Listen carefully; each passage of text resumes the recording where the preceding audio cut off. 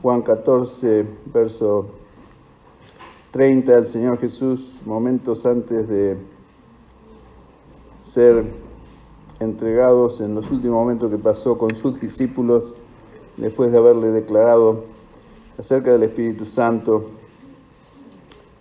la promesa gloriosa del Espíritu Santo. En el verso 30, Jesús dice, ya como un cierre a esa sesión sobre el Espíritu Santo, dice, no hablaré ya mucho con vosotros, porque viene el príncipe de este mundo, y él nada tiene en mí. ¿Tiene algo en usted? Esa es la pregunta. No dejemos que el diablo tenga nada en nuestros corazones, hermano. Luche por eso. Entréguese al Señor. Porque Él está interesado en que el diablo no tenga nada en nosotros. Y es posible por la victoria del Señor Jesús por nosotros en la cruz del Calvario. Y nuestra fe. Y nuestra obediencia a Él y a su palabra.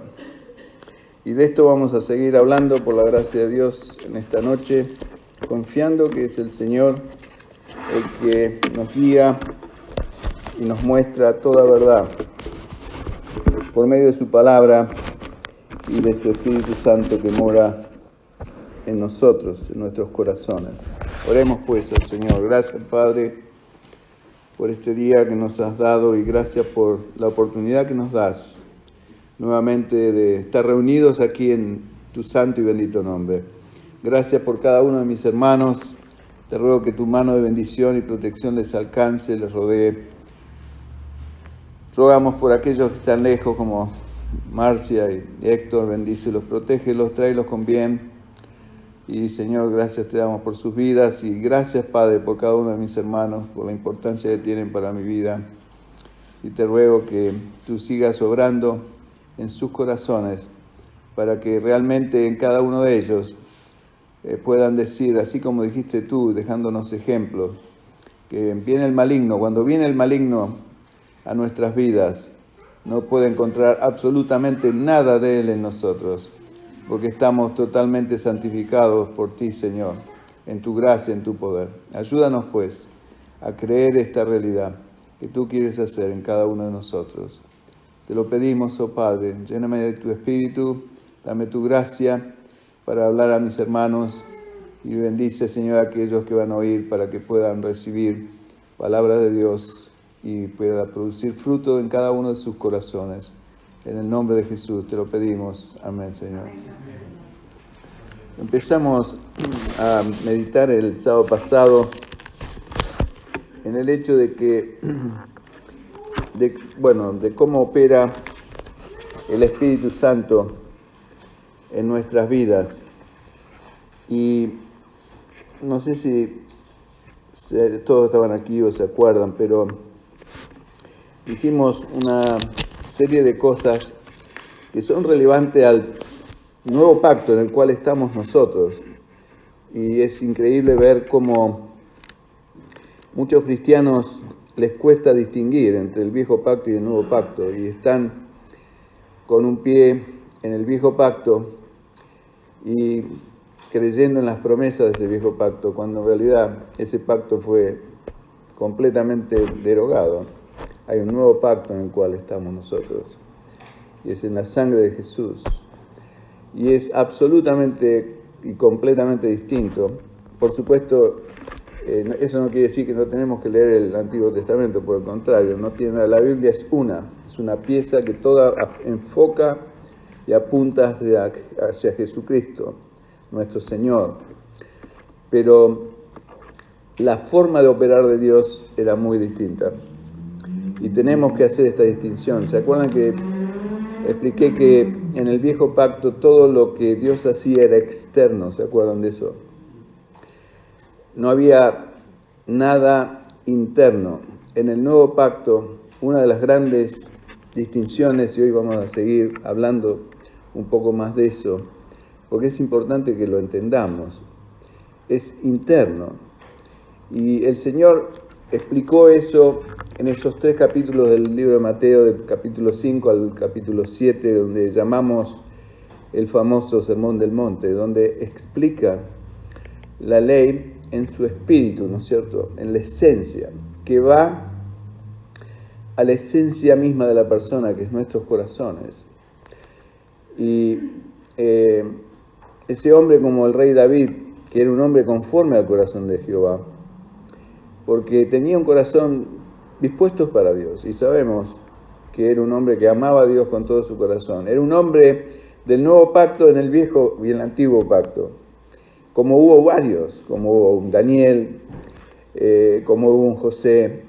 Eran todas, pero eran pequeños salpicones que el Señor ponía en la historia para que darnos una pequeña visión de lo que iba a ser en el futuro. Y estamos viviendo ese futuro y muchos no se han dado cuenta. Y por eso es que seguimos mirando lo externo, seguimos mirando lo que hacemos, cómo nos comportamos como cristianos, si leemos la Biblia, si asistimos a las reuniones, si aprendemos a orar. Y eso es lo que vemos, pero no es lo que Dios mira. Dios mira, como dijo ya, ¿se acuerdan cuando Samuel fue a ungir al rey David? ¿Qué le dijo? Pasaron todos los hermanos. Samuel decía, es este, eran todos buenos mozos, aguerridos, fuertes. Y el Señor decía, no es este. Y así pasaron todos, hasta que no quedaba nadie. Y dice, ¿no tienes otro hijo? Sí, tengo un muchachito que está cuidando las ovejas ahí en el campo. Bueno, tráelo. Era el único que quedaba. Y era ese. Aquel que nadie daba un centavo por él, ni el papá. Ese era el que Dios había elegido. ¿Por qué? Porque conocía su exterior. No, el interior. Y vemos que siempre Dios fue el mismo. O sea, la forma de operar, digamos, de Dios siempre fue motivada hacia mirar el corazón de las personas, no lo que las personas parecen de afuera. En otras palabras, no la cáscara, sino la esencia, lo que está dentro de la cáscara. Eso es lo que le importa a Dios. Y por eso es que el rey David fue un hombre conforme al corazón, pero sabemos que metió la pata muy fuertemente, pero él dice en uno de sus salmos, y reconoce, creo que es en el Salmo 51, que Dios mira la intimidad, lo interno de la persona. O sea que él podía pedirle perdón al Señor como lo hizo, humillarse por haber hecho el tremendo pecado que cometió, pecados, prácticamente rompió todos los 10 mandamientos, cuando pecó contra Betsabé, pero el Señor lo perdonó por ese acto de humillación. Pero él entendía que Dios mira lo íntimo y que siempre dentro de la intimidad de su corazón podía dejar de adulterar externamente, pero dentro de él todavía existía eso. Fíjense, y muchos nuevos testamentistas como nosotros, que tenemos la Biblia y toda revelada, no lo entendemos eso. Que Dios mira lo íntimo de mi corazón. Si yo entiendo eso, mi vida tiene que cambiar indefectiblemente. No puedo seguir viviendo, complaciendo lo que los demás esperan de mí, sino vivir de acuerdo a lo que Dios espera de mí. No sé si se entiende, es una gran diferencia. Pablo dice en la epístola a los Gálatas, si tú todavía, ¿no es cierto?, tuviese deseo de complacer a los hombres o de todavía hiciera cosas para que los hombres me aprueben, no sería un siervo de Jesucristo. Porque el Señor mira lo que los demás no ven. Y vimos todas estas cosas que el Señor explica a través de su palabra, y vimos inclusive un ejemplo, ¿no es cierto?, de todas estas cosas. Y la gran pregunta con la cual terminamos, o casi concluimos, es si coincide nuestra vida cristiana exterior con la interior nuestra? ¿O es que somos hipócritas? Tenemos una fachada de sepulcro blanco y por dentro estamos llenos de inmundicia como eran los fariseos. Y esa es una gran pregunta que nos debemos hacer todos. ¿Me escuchan? ¿Están conmigo o se fueron? Porque si no la hacemos, estamos jugando a la iglesia. Estamos engañándonos a nosotros mismos y queremos pretender engañarlo a Dios y es imposible engañar a Dios. No os engañéis, Dios no puede ser burlado. Todo lo que el hombre sembrare, indefectiblemente eso también va a segar, va a cosechar. No le quepa ninguna duda. Y Dios mira lo íntimo y aun si usted hace cosas buenas sin que nadie lo vea, sin que nadie lo aplaude y lo recompense y lo honre y lo nombre en los periódicos, Dios va a ser el que lo va a coronar de gloria y de honra. Eso es lo que yo deseo. No me importa no ser nunca famoso, nunca salir en los diarios, ni nunca estar en el ranking de los más adinerados o los más poderosos. No me importa absolutamente para nada. Pero sí me importa saber de que el diablo, cuando viene a revisarme, no encuentra nada de él dentro mío. Absolutamente nada. Y esa es la razón por la cual Dios quiere santificarme. Y Él es el que lo hace. No lo tengo que hacer yo. Y este es otro atributo y otra característica fundamental del nuevo pacto. En el nuevo pacto era todo exterior, como dijimos. En el nuevo es todo interior. Y otra característica es que en el viejo pacto las personas tenían que guardar ley, o sea que ellos tenían que esforzarse por guardar la ley. En el nuevo pacto, Dios me dice, es completamente distinto. Yo voy a entrar dentro tuyo si tú me das permiso. Y yo voy a hacer una revolución total dentro de tu corazón. Y yo lo voy a hacer en ti, la obra y el proceso de santificación. Y el tema es si lo creo o no lo creo.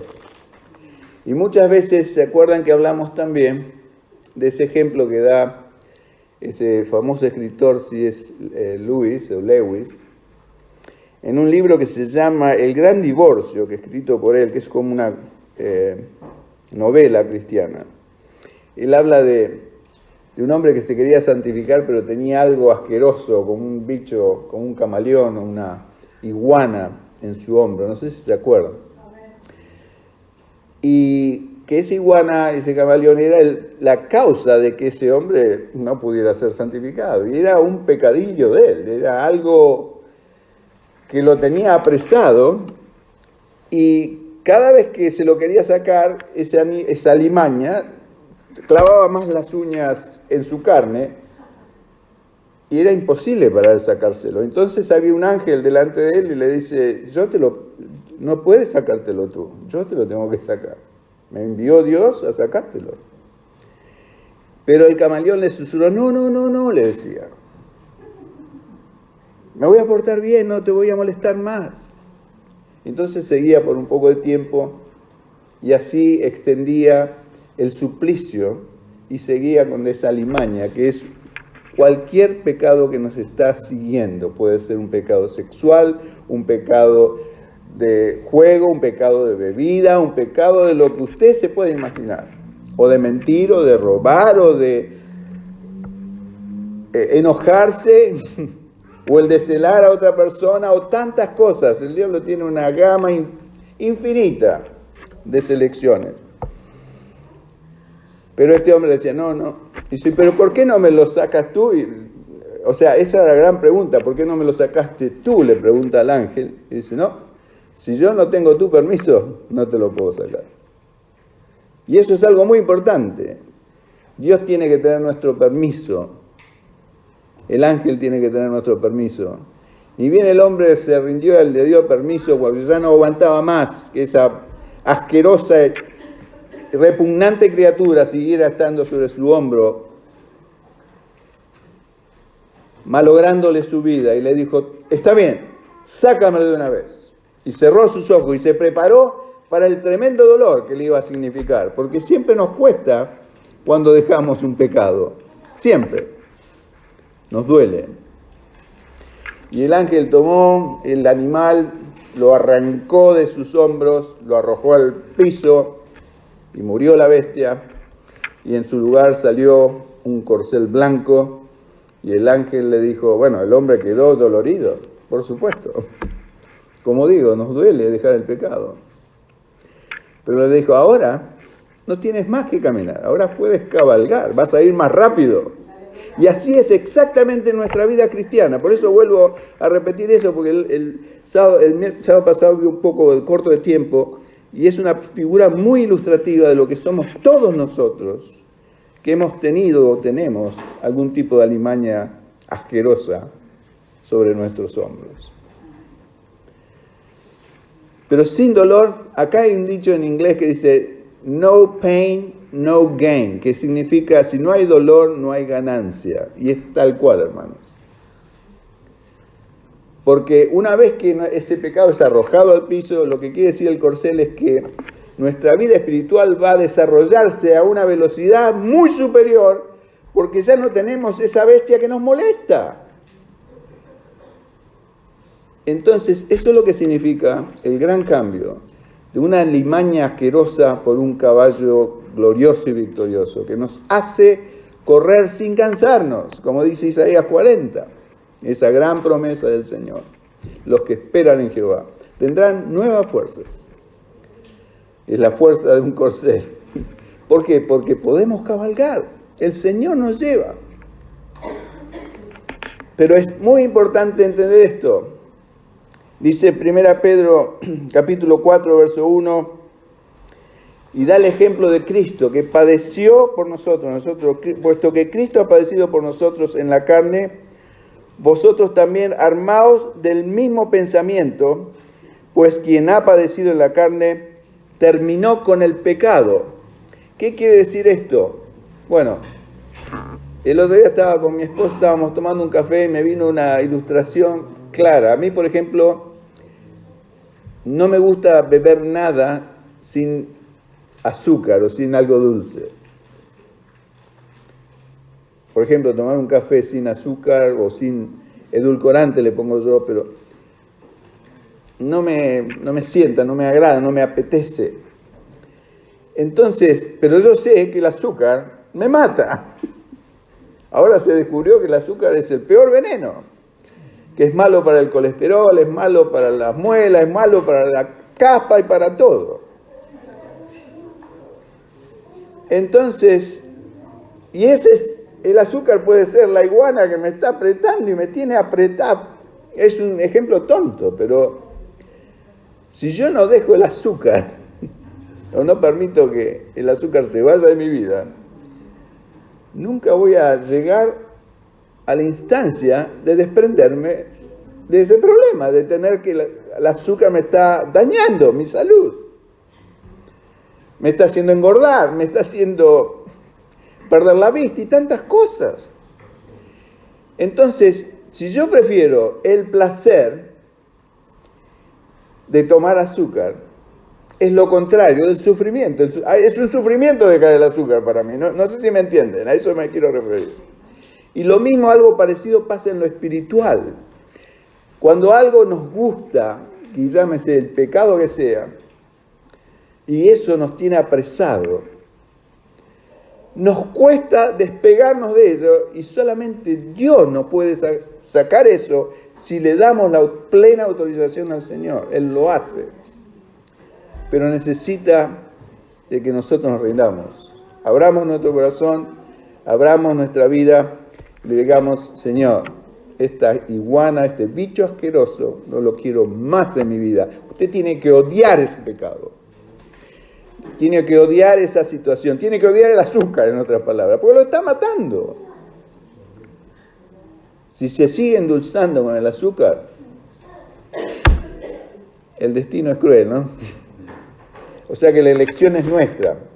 O sea que vimos en 1 Tesalonicenses capítulo 5, verso 23, ese texto que dice que el mismo Dios de paz os santifique por completo. Y todo vuestro ser, y ahí dice, explica Pablo, ¿qué quiere decir completo? Todo mi ser. Y dice, ¿no? Espíritu, alma y cuerpo. Somos triuno o tripartitos o una trinidad, así como es Dios, porque somos creados a imagen y semejanza del Señor. El Señor quiere santificarnos completamente. Y no debemos tener temor de eso. Hay personas que se asustan con esa idea. Totalmente santo. Dejar todas las iguanas que me caminan por el hombro. Sí, Dios quiere que las dejemos todas. No solo el azúcar, sino las grasas y todas esas cosas que nos hacen mal a la salud. Y supónganse que un médico le dice a usted, mire, si usted me hace caso, yo voy a hacer que su cuerpo sea 100% sano. ¿Alguno tendría algún problema con eso de los que están acá presentes? No. Todos diríamos, sí, por favor, sáneme. Y encima no le voy a cobrar ni un peso. ¿Usted no quiere ser 100% sano? De sus arterias, de su circulación, de su sistema nervioso, de todo, de su vista, de sus muelas, de todo. Yo lo puedo hacer 100% sano. Ahí estaríamos todos dispuestos, nos anotaríamos. Dios nos está diciendo lo mismo respecto a la santidad. Y pensamos que es demasiado, ¿no? Es demasiado ser muy santo. O sea, cuando hablo de santidad, quiero explicarme, ¿no es cierto? Porque a veces alguno me va a acusar de que yo hablo y predico la perfecta santidad perfecta. Y no hay tal cosa, pero Dios quiere, es una santificación progresiva. Siempre lo hemos dicho, pero creo que me entienden, pero lo aclaro por las dudas, si alguien me escucha y no me ha escuchado antes. Y vemos que esto es posible porque Dios dice que el mismo Dios de paz nos santifique por completo y todo nuestro ser, espíritu, empezando por el espíritu, que es lo más importante, el alma, mi mente, mis pensamientos y mi cuerpo sea todo, y dice este texto, guardado irreprensible. ¿Qué quiere decir irreprensible? Algo que no tiene ninguna mancha, no tiene ninguna cosa defectuosa. Quiere decir una sanidad perfecta. Para la venida de nuestro Señor Jesucristo, de lo cual estuvimos hablando. O sea que cuando venga el Señor, nos va a encontrar, no va a tener mucho trabajo de transformación. Vamos a estar casi listos. Porque Él nos va a transformar. Todo lo que falte, en un instante Dios lo va a hacer con su poder. Pero quiere ver que mientras estamos acá esperándolo, por eso dice en 1 Juan que el que tiene esta esperanza de que el Señor va a venir y nos va a transformar, ¿qué hace? Se purifica a sí mismo. Quiere decir que se está abriendo a que Dios me santifique cada día. Y es necesario, pero no solamente que es necesario, es una bendición, hermanos. Por eso doy el ejemplo de la salud física. ¿Quién no quiere salud física? La gente yo pago $430 por mes para el Private Health Fund, el seguro médico para mí y mi esposa. Es un disparate. Son $5,000 al año. Y uno lo paga porque se preocupa por la salud. ¿Cuánto más es? Acá está hablando de una salud. El cuerpo es lo último, pero nosotros es lo primero que ponemos. Pero el cuerpo es la tercera instancia que nombra Pablo acá. Primero es mi espíritu, que Dios lo quiere hacer completamente santo. Mi alma completamente santo. Y mi cuerpo también, como un extra, o una yapa, como se dice. No sé si conocen la palabra yapa, poco más. Ya está. Bueno. Para la venida de nuestro Señor Jesucristo. Entonces, ¿quién es el que lo va a hacer? Dios. Dios desea separarnos. ¿Se acuerda que santificación es separación? No significa perfección, significa separación. Y el problema es que nosotros vivimos constantemente en un mundo y nos cuesta estar separados para Dios, porque el mundo nos atrae. Entonces, Dios quiere, cuando decimos que nos quiere santificar por completo, lo que quiere decir es que nos quiere separar, ¿no es cierto? O santificar de todo lo malo dentro nuestro. Y esto no es solamente el colesterol, es mucho más. Él vino a deshacer las obras del diablo, dice en 1 Juan, ¿sabía ese? ¿Sabe que el Señor si vino el Señor a su corazón, vino con un propósito fundamental, como dimos a santificarlo? Pero mire lo que dice en 1 Juan, capítulo 3, verso 8. El que practica el pecado es del diablo. Es seria la cosa. Porque el diablo peca desde el principio. Por esa es la característica de todos los que practican el pecado. Y después dice, para esto apareció el Hijo de Dios. ¿Quién es el Hijo de Dios? El Señor Jesucristo. Para deshacer las obras del diablo dentro mío. Para eso vino el Señor a mi corazón. Amén. Ahí tienen bien claro el hecho de todo lo que yo le estoy diciendo en un texto bíblico, para que se lo recuerden. 1 Juan, capítulo 3, verso 8. Para esto apareció el Hijo del Hombre, vino a este mundo. Para esto apareció, se hizo carne, se hizo un hombre, para venir después a mí y a través de su perfección, viviendo en mí, deshacer toda maldad, toda hipocresía, toda mugre, toda calaña, toda araña, toda iguana, todo lo que sea, cucarachas que hay en mí, ratas. Y hoy pensaba, y creo que se lo dije a mi esposo también, una casa limpia, muy difícil, impecable, que vengan ratas y cucarachas. ¿Dónde vienen? ¿Dónde hay mugre? Entonces es exactamente lo mismo. Por eso el Señor dijo, viene el diablo y no va a encontrar nada de la mugre de él en mí. ¿Usted no le gustaría decir lo mismo? A mí me encantaría. Bueno, Dios quiere hacerlo en ti y en mí. Es exciting, como dicen acá. Sí. Realmente. Primera Tesalonicenses 5:24, el próximo verso después del 23 dice, fiel es el que os llama, Dios es el que nos llama a hacer esto, y dice después, el cual también lo puede llegar a hacer, lo hará. Ninguna duda, porque es fiel.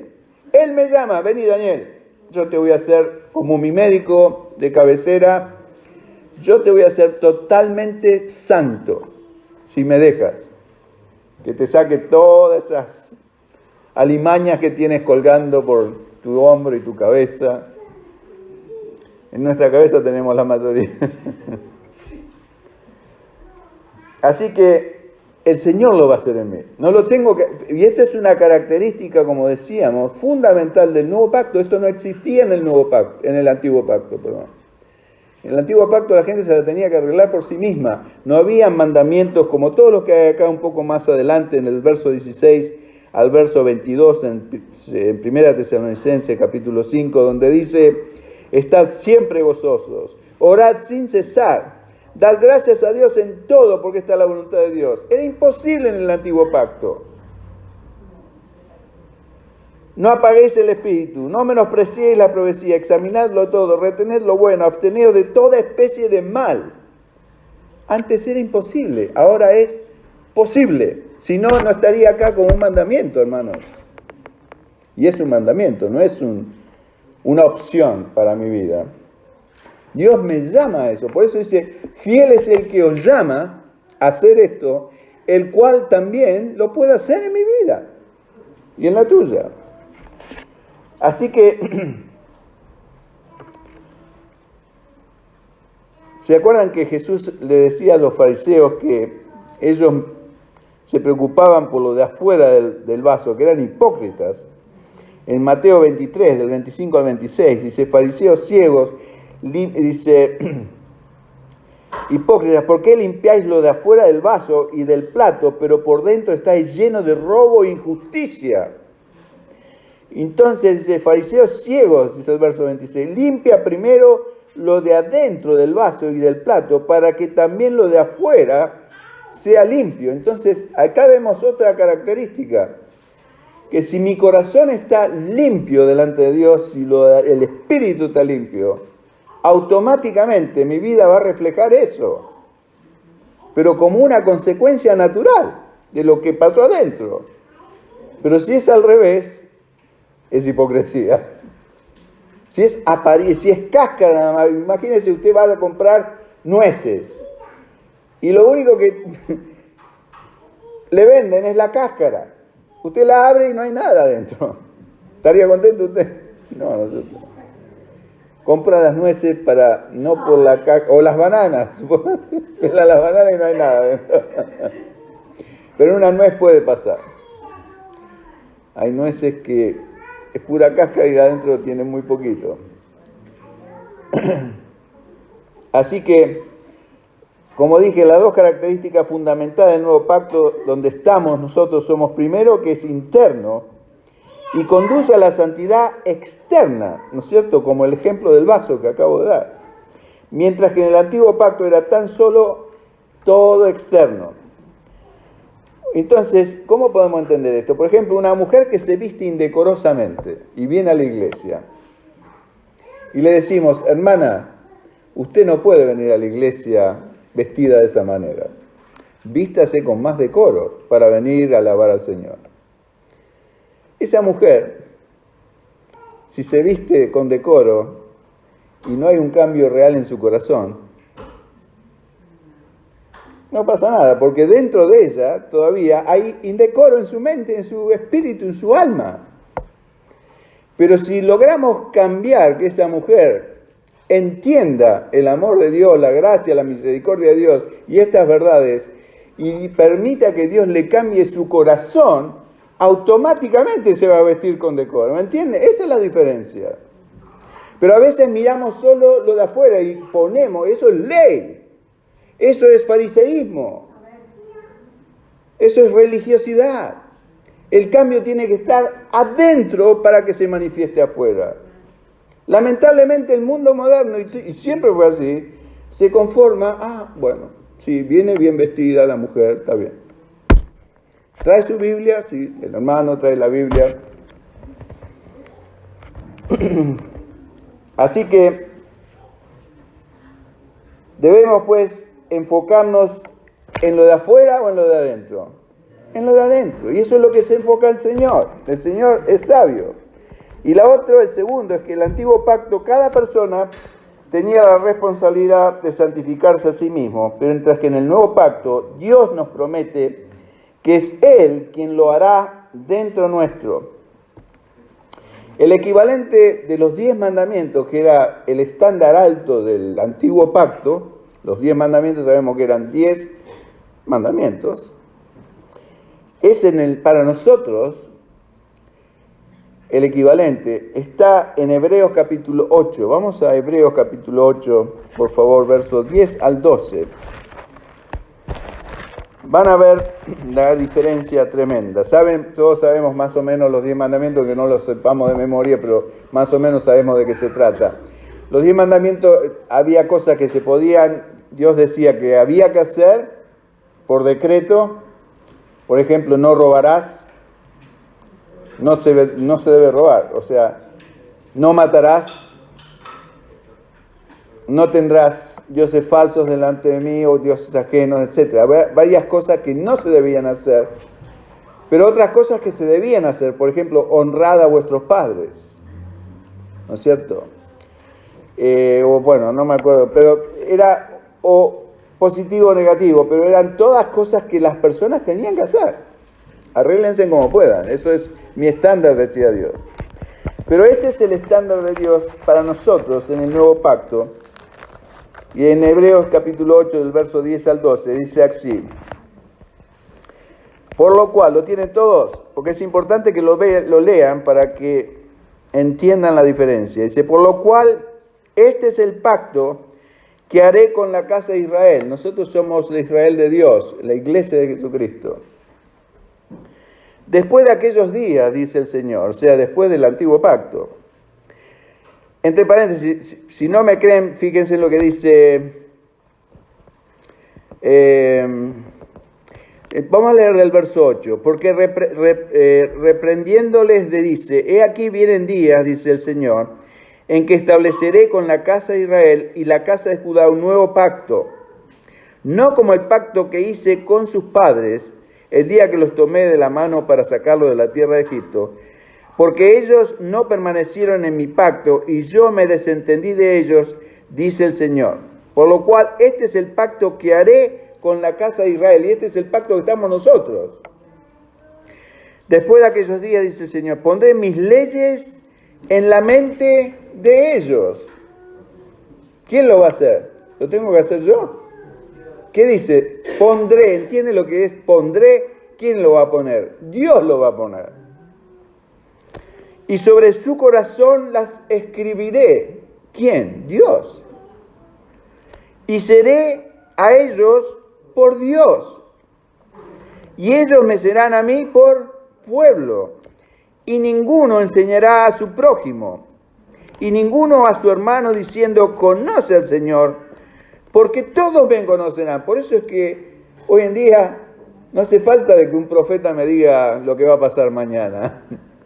Eso no existe más, ese tipo de profecía en el nuevo pacto. Es otra gran cosa, otro gran cambio en el cual estamos nosotros. La profecía es completamente distinta. Y eso está en 1 Corintios capítulo 15. La profecía es dada a la iglesia para edificación, para exhortación del pueblo de Dios, en otras palabras, para levantar a las personas y por supuesto, para corregir también e instruir. Y esa es la palabra profética. Pero antes no, antes tenía que ir a hablar con el profeta para saber lo que Dios quería. ¿Por qué? Porque el Espíritu Santo no estaba en las personas. Ahora, fíjese lo que dice esto, y ninguno enseñará a su prójimo y ninguno a su hermano diciendo, conoce al Señor. ¿Por qué? Porque todos me conocerán, todos ustedes conocen al Señor. Yo no se lo tengo que presentar, porque ya lo conocen. Si lo conocen, por supuesto. Si no lo conocen, bueno, lo tienen que conocer, pero lo pueden conocer. No necesitan de mí a menos que sean ignorantes, pero entienden la gran diferencia. Es tremenda la diferencia. Antes era exclusiva, era propiedad de un profeta, un rey, por ejemplo. ¿Puedo ir a la batalla, sí o no? Y tenía que ir al profeta y preguntarle, y el profeta hablaba con Dios y le daba la respuesta y le decía, no puedes ir a la batalla. Ok, no voy a la batalla. Era así, pero ahora no. Yo tengo línea directa con Dios y la tiene cada uno de ustedes si tienen el Espíritu de Dios. Yo no tengo una línea especial con Dios, a menos que yo la use y usted no. Que ese es el problema. Es como decir, yo tengo mi teléfono activo y usted lo tiene apagado. Bueno, ¿de quién es el problema? ¿No es cierto, Gilberto? Así que entienden la gran diferencia. Vamos a ilustrar un poco esto. La diferencia entre cómo hablamos con un adulto y cómo hablamos como un pequeño niño. Yo tengo nietos de toda edad. Por ejemplo, tengo un nietito de 1 año, otro de 3, otro de 5 y otro de 9. A la de 9, yo no le tengo que decir, no debes lamber el piso, porque ella sabe que ya entiende que si lambe el piso hay microbios, es algo asqueroso, repugnante. Pero a mi nietito de 1 añito, le voy a tener que, si lo veo pasando después, probarle. Ustedes vieron que los niños hacen cosas, pero absolutamente ridículas. Y entonces le tienen que decir, no debes pasar la lengua sobre el piso. ¿Ven la diferencia? Pero yo a cualquiera de ustedes le dice, ustedes, ninguno de los que están acá sentados, van a pasar la lengua por el piso. Ustedes se ríen, pero hay una gran diferencia. Dios antes decía, no deben hacer esto, porque trataba a su pueblo como a niños, con leyes. ¿Por qué? Porque no entendían. A nosotros nos dicen, no lo van a hacer. ¿Por qué? Porque Dios nos está dando la gracia para no hacerlo, la fuerza, el entendimiento, su espíritu que nos enseña y nos muestra lo que Él quiere. Por eso es la gran diferencia, no sé si ustedes ven la diferencia. Dice, por lo cual este es el pacto que haré con la casa de Israel, con la iglesia de Dios. Dice, pondré mis leyes en la mente de ellos y sobre su corazón las escribiré y seré a ellos por Dios y ellos me serán a mí por pueblo y ninguno enseñará a su prójimo. No dice, ninguno deberá enseñar a su prójimo o ninguno de ellos debe ser mi pueblo. No, no es un deber forzado, es algo natural dentro mío. ¿Saben por qué? Porque la naturaleza de Dios está en mí. Esa es la diferencia. Pueden evidenciar la gran diferencia, ¿no es cierto?, entre el viejo pacto y el nuevo pacto. Porque es importante que lo vemos. Los dos niños, el niño pequeño, se lo debemos imponer por su ignorancia. El niño pequeño es la figura de alguien bajo la ley, mientras que el adulto es la figura de alguien bajo el Espíritu o la gracia de Dios.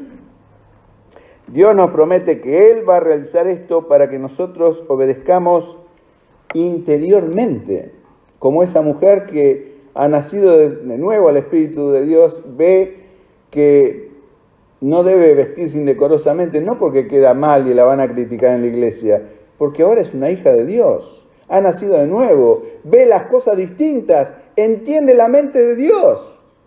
¿Entienden? Esa es la gran diferencia entre una persona que tiene el Espíritu Santo, que le está enseñando de acuerdo a la palabra de Dios, lee la palabra de Dios y lee esas cosas en la palabra de Dios y el Espíritu la convence de que vestirse indecorosamente está mal, que ofende a Dios. No ofende a la persona, ofende a Dios, a su Padre.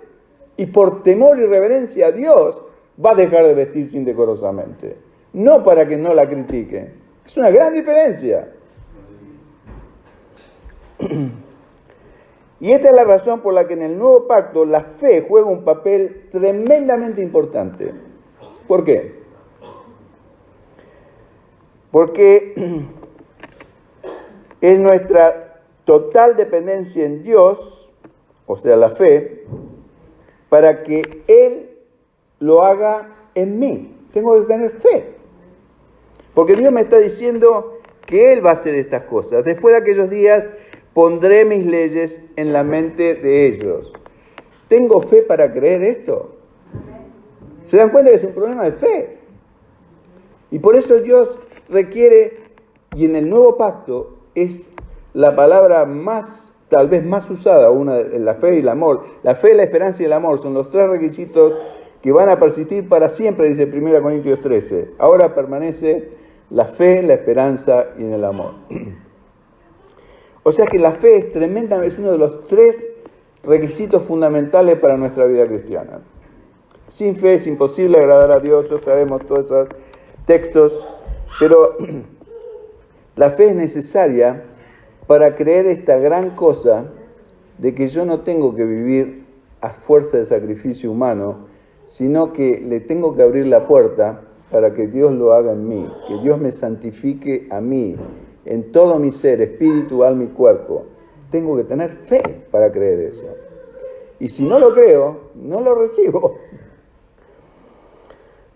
O que Dios está más dispuesto o deseoso y dispuesto a hacer esto en mí de lo que yo estoy deseoso de pedírselo a Él. Eso también es una definición de fe. Todo lo que Dios promete en su palabra, Dios tiene una disposición absoluta en hacerlo en mí. Es más, Él está deseoso y dispuesto, más de que yo de pedirlo.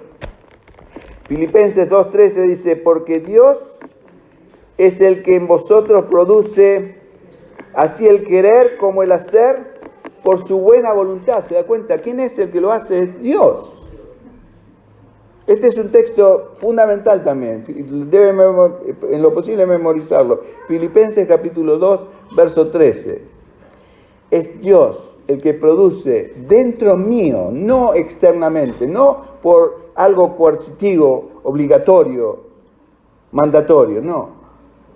Dios es si yo tengo una constante comunión con Dios y acudo a Él y lo busco, es Dios el que produce en mí el querer como el hacer de todo lo que Él me manda por su buena voluntad. O sea que Él va a poner su voluntad en mí. Es que es lo mismo que dice acá, Él le va a escribir sus leyes en mi corazón. Él es el que me va a decir, Daniel, está mal que te enojes. Daniel, está mal, no solamente que robes y te portes bien exteriormente, está mal que mires a otras mujeres que no son tu esposa, codiciándola en tu corazón, aunque no cometas adulterio exteriormente. Está mal, a mí me ofende. Cuando entiendo eso, y es solo bajo el poder del Espíritu Santo, y Dios haciéndolo en mí, es que mi vida cambia. ¿Entienden la diferencia? No soy un legalista que me porto bien solamente cuando mi mujer me mira. No, me porto bien aunque esté solo en este mundo, aunque esté rodeado de mujeres hermosas. Mi vida es comprometida al Señor 100%, y mi deseo genuino en mi corazón, en mi interior, es que Dios me santifique, me limpie de toda la mugre que es característica en mí. Y tener la fe de que Dios lo va a hacer, no lo va a hacer, lo está haciendo. Aleluya.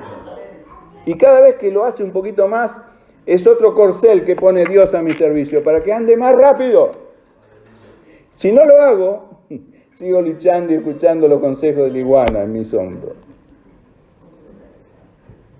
Hermanos, es mi deseo que entiendan, porque es muy importante. Vamos a ver si nos da un poco de tiempo para ir a Ezequiel, pero en esto vamos a terminar, porque no, el tiempo se fue. Ezequiel capítulo 36 es un ejemplo de lo que Dios iba a hacer en el futuro. Es un hermoso pasaje, lo estuvimos meditando en casa de los hermanos Marta y Jairo el domingo pasado, porque el hermano Abelardo trajo una meditación muy linda acerca del corazón, y me acordé porque este texto estaba en mi corazón, y lo leí. Pero vamos a empezar a analizar un poco esto, pero vamos a extendernos a lo mejor 5 minutos más y después vamos a cortar y seguiremos Dios mediante el sábado que viene. Pero este pasaje en Ezequiel 36, del verso 25 en adelante, hace referencia 100% al nuevo pacto, en el viejo pacto, en el antiguo pacto. Van a ver que Dios, por eso digo, daba como salpicadas en la antigüedad de lo que Él iba a hacer en el futuro. Y este es un texto hermoso porque nos muestra algo que Dios tenía dispuesto a hacer 500 años antes de que viniera Jesús a esta tierra. Imagínense. Haciendo referencia a lo que iba a ser recién en el día de Pentecostés. O sea que casi 550, casi 600 años después.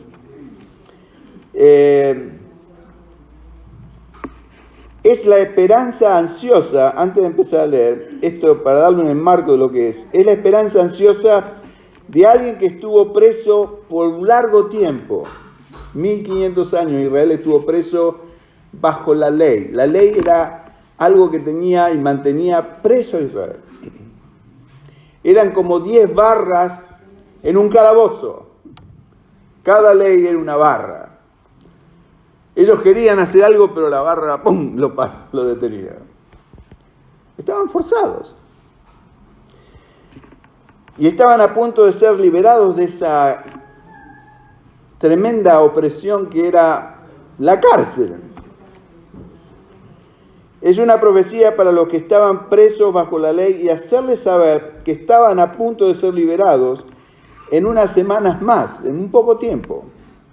Imagínense usted si se comió varios años de cárcel, injustamente a lo mejor, 15, 20 años. La otra vez estábamos viendo un programa de personas que habían sido injustamente convictas, inclusive en Estados Unidos, bueno, y pasaron años, largos años en la cárcel. Así era Israel. Y de golpe viene el Señor y le dice esto que vamos a leer ahora. Y imagínense la expectativa que podía traer a las almas de las personas que estaban presas en ese momento. Mientras habían estado encerrados bajo la ley o presos, no podían pecar, pero cuando fueran libertados y no pecasen, sabrían que estaban bajo el nuevo pacto de la gracia de Dios en su Espíritu Santo. Nos habla de una limpieza interna, la cual era imposible bajo el antiguo pacto.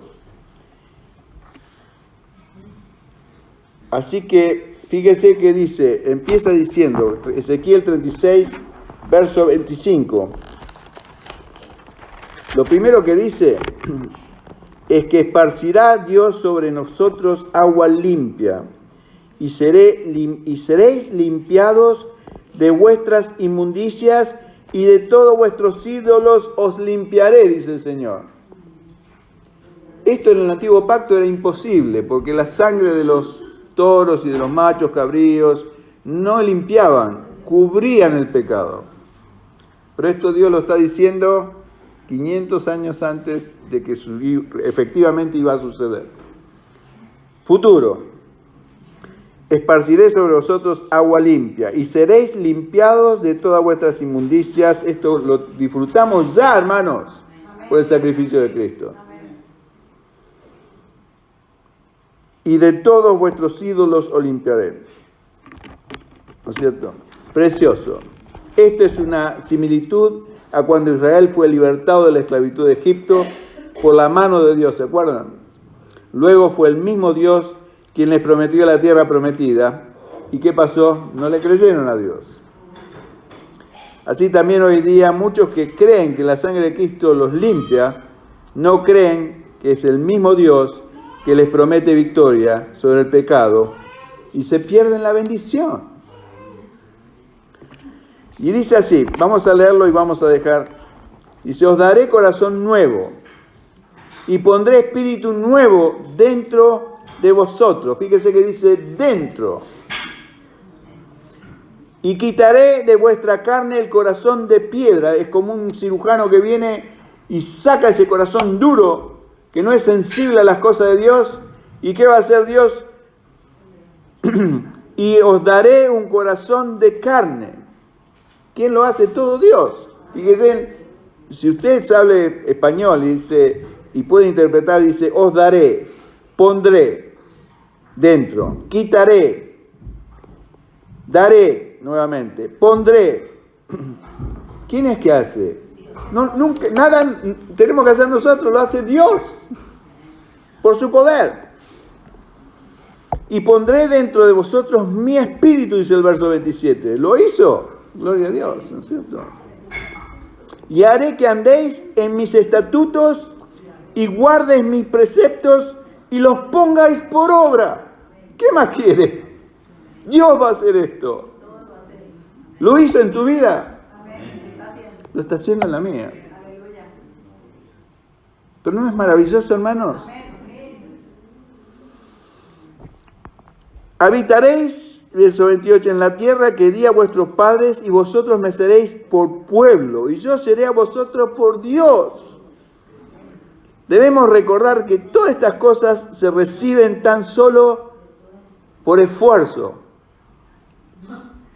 por fe, y no suceden automáticamente. ¿Qué quiere decir esto? Cada promesa de esta que nos da Dios, que me da a mí Dios, y yo las leo, es como un cheque. Un cheque muy caro. $100,000. Póngale que yo tomo el cheque, este es un cheque, y lo pongo en mi Biblia. Y cada vez que abro la Biblia digo, qué hermoso cheque, $100,000, me lo dio Dios. Y lo vuelvo a guardar ahí y sigo con mi Biblia cerrada. ¿Me va a beneficiar en algo? No. ¿Qué tengo que hacer con el cheque para que sea beneficioso para mí?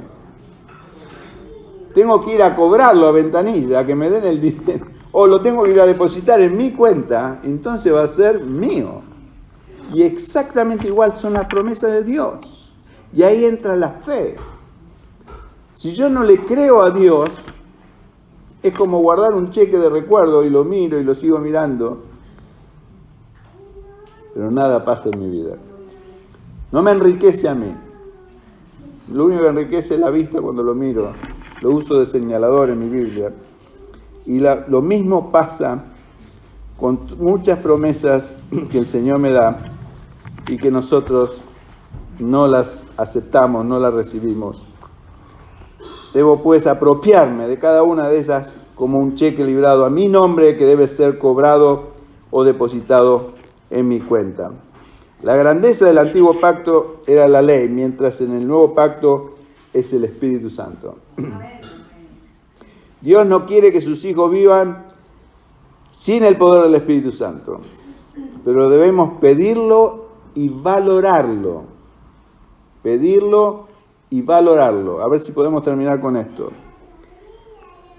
En el verso 37 de Ezequiel, volvemos a Ezequiel 36, ahora el verso 37, fíjese lo que dice.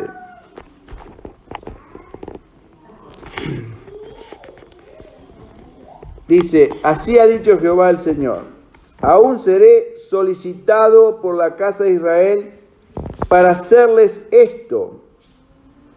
Multiplicaré los hombres como se multiplican los rebaños. ¿Qué quiere decir este texto? Aún seré solicitado por la casa de Israel. ¿Quién es la casa de Israel? Nosotros somos la casa de Israel, la Israel espiritual. Es lo que quiere decir este texto, a lo mejor no se entiende en el español, pero lo que quiere decir Dios es que nosotros tenemos que solicitarle. ¿Qué es solicitarle? Pedirle a Dios por estas cosas. Dice, a ver si ahora que entiende la idea lo entiende de vuelta. Dice, aún seré solicitado por la casa de Israel, por nosotros, para hacerles esto. Todo esto que Dios promete. O sea, de darnos un corazón nuevo, de poner su espíritu dentro nuestro, de quitar de nuestro corazón de piedra y darnos un corazón de carne, de poner dentro nuestros su espíritu y hacernos andar en sus estatutos. Es Dios que lo va a hacer en la medida que yo se lo pida, y por fe el Señor me lo va a dar. Es un cheque. Señor, yo creo que tú puedes hacer esto. Yo creo que tú puedes sacar esa iguana de mi hombro. Hazlo, ahora, en el nombre de Jesús. Lo recibo por fe. Es exactamente lo mismo lo que dice el Evangelio de Lucas, que esto ya lo habíamos visto en el capítulo 11, verso 9, donde dice, yo os digo, dice Jesús, pedid y se os dará, buscad y hallaréis, llamad y se os abrirá. Verso 13, Lucas capítulo 11, pues si vosotros, siendo malos, sabéis dar buenas dádivas a vuestros hijos, ¿cuánto más vuestro Padre Celestial dará el Espíritu Santo a todos los que lo necesitan? ¿A todos los que nacieron de nuevo? En parte sí. A todos los hijos de Dios, a todos los que se lo pidan. Ahora, ¿por qué Dios no? Hablábamos el miércoles con los hermanos que estábamos acá y Marta me hizo reír porque ella dice que se enojaba antes. ¿Por qué Dios hacía que ella tuviera que pedirle? Si Dios sabe ya de antemano la necesidad que tenemos. Lo cual es cierto. Dios sabe todas nuestras necesidades. ¿Sabe Dios que necesitamos el Espíritu Santo? Él mismo lo dice.